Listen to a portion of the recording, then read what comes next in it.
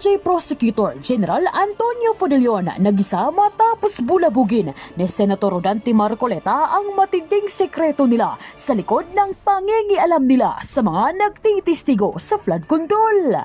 Pagpapaikot ng DOJ sa batas para lang pigilan ang mga importanteng witness gaya ng Diskaya couple, timbog ni Marcoleta.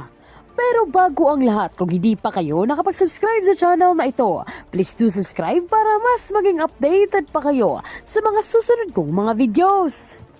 Kinwestiyon nga ni Senator Rodante Marcoleta ang pagiging mapili at pangingialam ng DOJ sa mga nagwi-witness ukol sa flood control anomaly. Timbog ni Marcoleta na pinapaboran ng DOJ ang mga aplikante na kukontrol nila upang mamanipula nila ang resulta ng investigasyon nang sa ganon hindi matukoy ang totoong may sala. Kalakip rito, takot na takot din ang DOJ na mabulabog ang pangalan ng mga pinoprotektahan nila kung kaya't nangingialam sila sa mga pahayag ng mga ito. Narito ang mainit na bangayan ni Senator Rodante Marcoleta at DOJ Prosecutor General Antonio Fodelion. Admission. Was he required to restitute anything? Sir, that is covered by the Memorandum of Agreement and is confidential. I cannot make that disclosure without any clearance from the Secretary of Justice. Why? Because the law provides for it, sir, that confidentiality is a matter which is stressed in Section 7 of the law. So Mr. Chair, ito na naman ang problema eh. Para malaman naman ng kahit sinong gustong mag-apply, kung ano ba requirements talaga. Was that restitution requirement covered by that? Yun lang naman eh. There's nothing secret in that. Ba't hindi mo sabihin? Sir, it is contained in the Memorandum of Agreement. Like nobody should know that a restitution was required by the Department of Justice? The details of the Memorandum of I'm not Agreement. asking for details. Sabihin mo lang, was it made a requirement? Restitution is part of the details, sir, which is provided for in any Memorandum of Agreement if you're going to ask me. So if it is going Bago to siya be there- makapag-apply, restitution will be required. Not necessarily, sir. O, eh, Not paano? necessarily. Ito kailangan sabihin ko, palagi kasing sinasabi ng mga ibang tao, I am trying to defend the Discayas. No, I am trying to maintain what the law says and provides. Dahil alam ko na wala namang sinasabing restitution, gusto naman nilang magpa-cover para sa ganun, may protection naman sila because they are aiding the state to prosecute kung sino-sino may kasalanan dito. Bakit hindi natin i-apply ang batas? Ngayon, sinasabi mo na naman, tinatanong ko lang, if restitution applied to Yusek Bernardo, he was granted already provisional admission. Ba't hindi mo maibigay man lang yun? There is nothing secret in that. Otherwise, pero meron kayong paborito, merong hindi. Parang namimili kayo. It is a selective process. May I respond, Mr. Chair?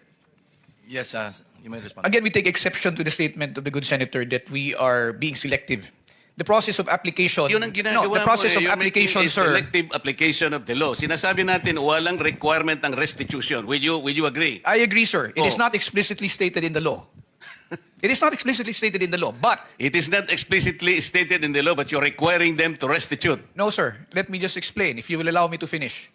There is no explicit provision in the law calling for restitution. However, there is a memorandum of agreement whereby terms and conditions can be stated therein. And if there is agreement as to restitution, Alam mo, yung the same can memorandum be of included. agreement, hindi siya kasamang restitution. Yung pagka siya na-admit na state witness, kaya mo lamang siya lalagyan ng memorandum so that he can cooperate with the DOJ in prosecuting this case. Precisely, Huwag mong sir. iisipin na i-include mo yun sa memorandum. You are debating from the law itself. There is no deviation, sir. Sabihin mo sa akin kung anong provision that the memorandum will require restitution. There is nothing in the law, again, which states Ito that... yung problema ninyo. Palagi kayong ganyan kung makipag... Ano, sir, we're being very candid with the and sasabihin nyo, committee. take exception. Kayo ang nagte-take exception, pati batas binabago ninyo. No, sir. If the Diskaya couple would want to be admitted, all they have to do is go through the same process. But it's not a matter only Pumunta na sila. Yes, sir. But they have not... Alam mo, si Secretary Boying Rimulya ang nandito. Nag-uusap pa sila dito. Okay? Sabi niya sa mag-asawa, Mr. Diskaya, sige, bukas na bukas, isama mo yung asawa mo, magkikita tayo sa din. Nandito pumunta siya rito. Kaya ang palagay ko noon, ipo-process. Processing lang naman. If they will not qualify, okay lang sa akin yun. But, hindi nga sila natuloy sa process because they were required restitution. Kaya ang nakikita ko dito, merong blocking eh. Di ba? Napakasimple na pinag-uusapan natin, Prosecutor Papadulyon. Huwag na nating i-complicate ito. We apply this law to everybody. Ngayon, tinatanong ko lang, okay lang naman kung qualified si Yusek Bernardo. I have nothing against Yusek Bernardo. Okay lang. Tinatanong ko lang, para yung application ng batas, parehas lang. So, halimbawa, kung wala namang restitution, si Yusek Bernardo, why will you apply restitution to these people? Sir, we did not. That was a statement made by former Secretary Rimulya. When they were referred to Department of Justice for processing, it was because there was a legislative inquiry which was going on, and the Diskaya couple, during the time that they were testifying, stated that they wanted to be provided security and protection. Immediately after they went to the department, said security and protection was provided to them without any consideration yet as to their application into the program. The evaluation for purposes of being considered in the program is a different process which has not been completed. That is the reason why they have not yet been considered as possible state witnesses in the It cases was which are never pending. completed because you were insisting on restitution. Drop it. Para sa ganun, kung mag-apply sila at kung qualified sila, pagbigyan ninyo. Yun lang ang ano dyan. No, sir. Again, let me disabuse the mind of the good senator. There is no requirement that for purposes of processing, they will have to go through or they will have to make restitution. Yun nga Because it will sinabi ni still go Boying through Rimulya. evaluation. Sinasabi ko sa iyo, yun ang sinabi niya sa press conference niya. Sinabi niya yun eh.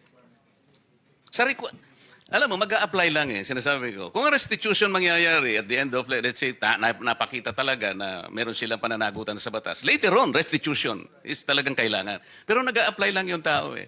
Kaya nga, Witness Protection and Benefit Program.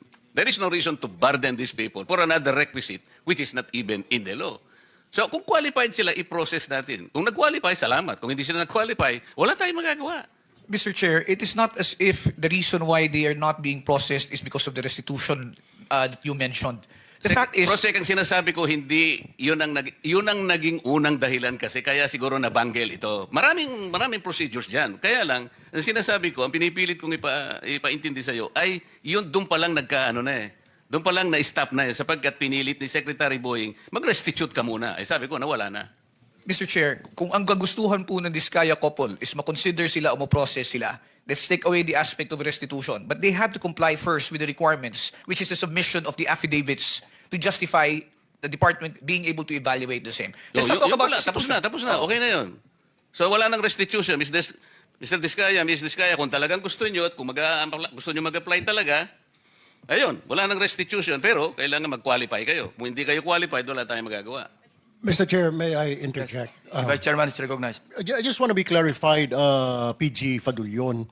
Ano ba talagang gusto ng DOJ to be mabigyan ng restitution immediately? Kasi may sinasabi ni Senator Marcoleta, there will be a process. What is your stand here? Sir, my position is this, if I may.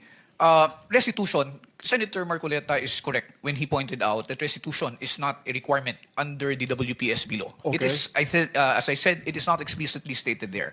However, when the process of when the witness who applies to be admitted into the program is evaluated, and for example they qualify, their qualification is now subject of a memorandum of agreement between the department represented by the secretary and the applicant.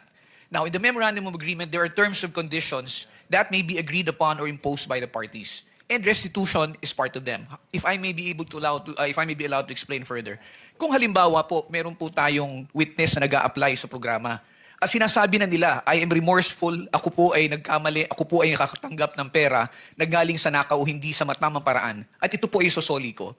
Sasabihin po ng department, hindi naman kasi part ang restitution dito, so hindi mo kailangan magsoli. Kaya po yan inilalagay sa memorandum of agreement kung meron man, para lamang po masiguro din ng department na at least kung meron pong ill-gotten wealth or if a person is unjustly enriched, monies will be returned back to the coffers of government.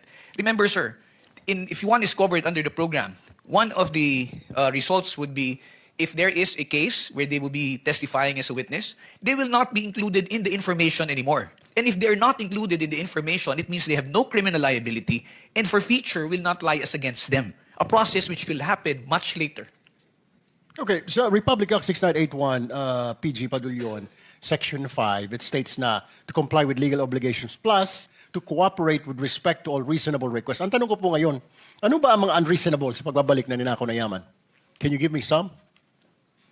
Let me just be clarified, Mr. Chair. Ano po ang ano ang reasonable kung magbabalik po? Kasi ang sabi, legal obligations, reasonable request. So it's a reasonable request. Pero it doesn't mean to say na you are, it's their obligation. Is that Yes, sir. correct? Yes, sir. Kasi po, kasama po yan dun sa pagpapakita po ng pagsisisi ng kung sino man pong aplikante na sinasabi niya, kung ako po ay may nakuhang yaman sa pamamaraan na hindi po legal, at ako po ay humihingi ng kapatawaran, at ako po ay willing na tumistigo, at isosoli ko po, natural po, ipapalagay po natin yan sa loob ng Memorandum of Agreement, at yan po ay mapupunta sa gobyerno.